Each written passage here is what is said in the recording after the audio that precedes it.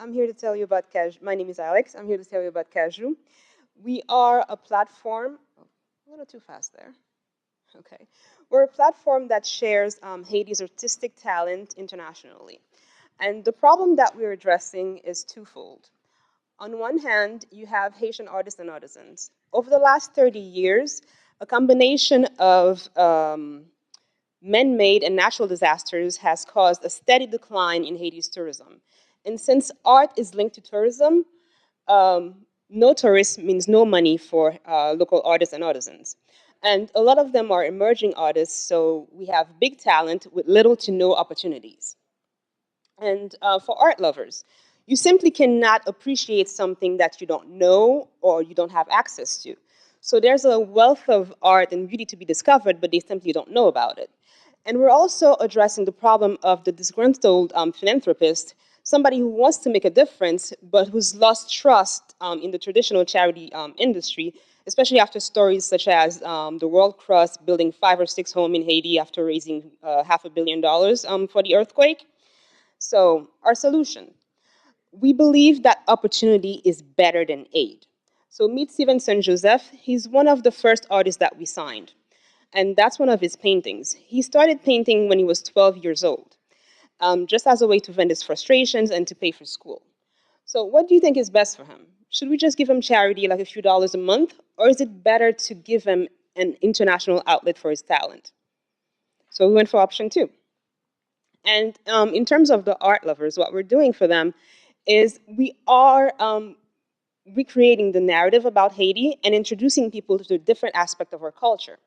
And for socially conscious consumers, we're giving them a way to make an impact and create a connection with the artist and the artisan through the purchase process.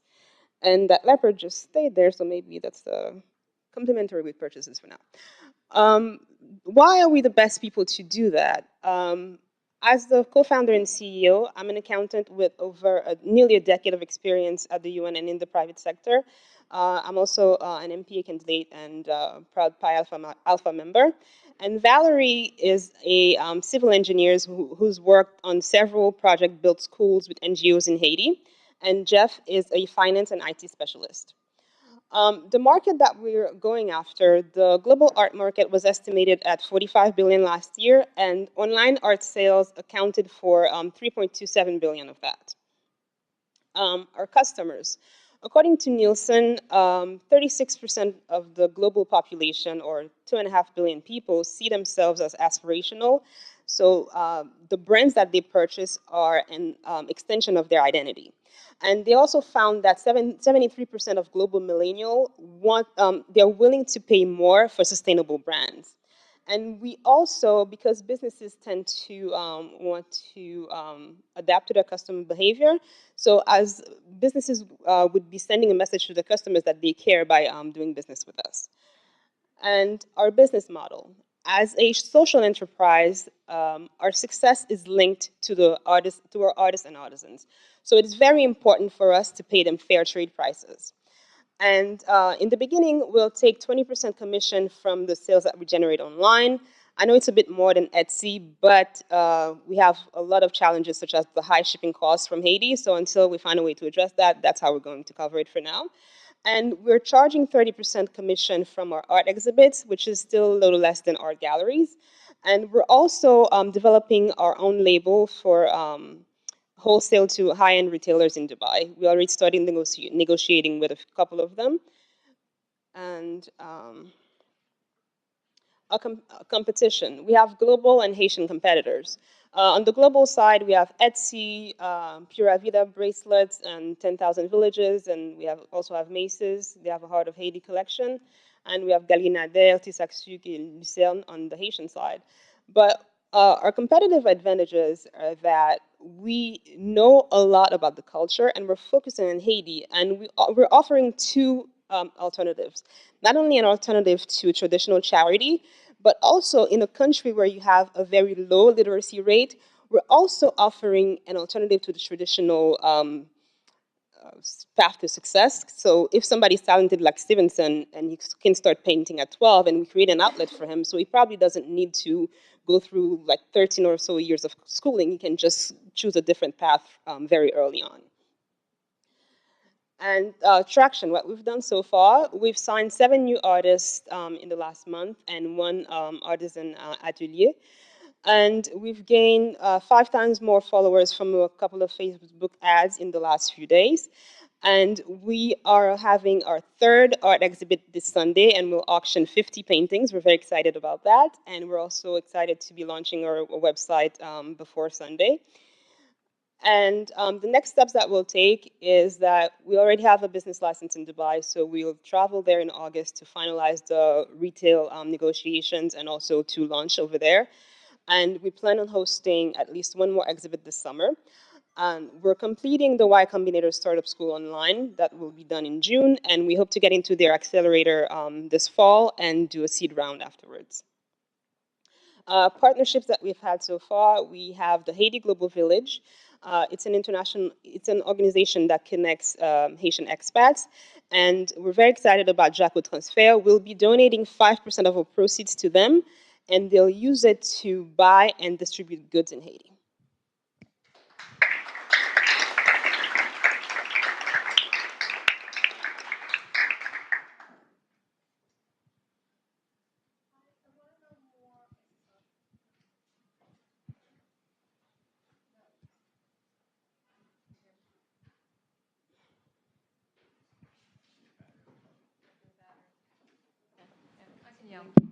Oh, there it is. Good.